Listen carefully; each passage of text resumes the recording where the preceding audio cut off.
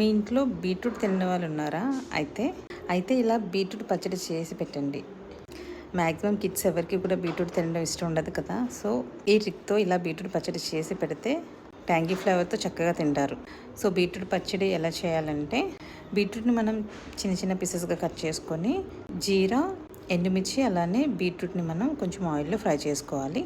తర్వాత అందులో సరిపడా ఉప్పు, గార్లిక్ క్లోవ్స్ అలానే చింతపండు వేసుకొని అది మనం మిక్సీ పట్టుకోవాలి. సో మరీ మెత్తగా కాకుండా కొంచెం ఇలా మిక్సీ చేసుకోండి. అండ్ దీనికి మనం ఇప్పుడు తాలింపు పెట్టుకుందాం. తాలింపు కోసం శనగపప్పు, మినపప్పు, జీలకర్ర, ఆవాలు, కరివేపాకు, ఇంగువ వేసుకొని ఈ మిక్సీ చేసుకున్న బీట్రూట్ని మనం ఇందులో వేసుకొని ఒక 2 to 3 minutes మనం మగ్గనివ్వాలి. అంతే, టేస్టీ అండ్ ట్యాంగీ బీట్రూట్ పచ్చడి అయితే రెడీ అయిపోతుంది. హోప్ మీరు కూడా ట్రై చేస్తారని అనుకుంటున్నాను. అండ్ ఇది మీ పిల్లలకి పెట్టి ఎలా వచ్చిందో నాకు కమెంట్ చేయండి. అండ్ ఇది మనం గీతో తింటే కనుక చాలా బాగుంటుంది. Thank you.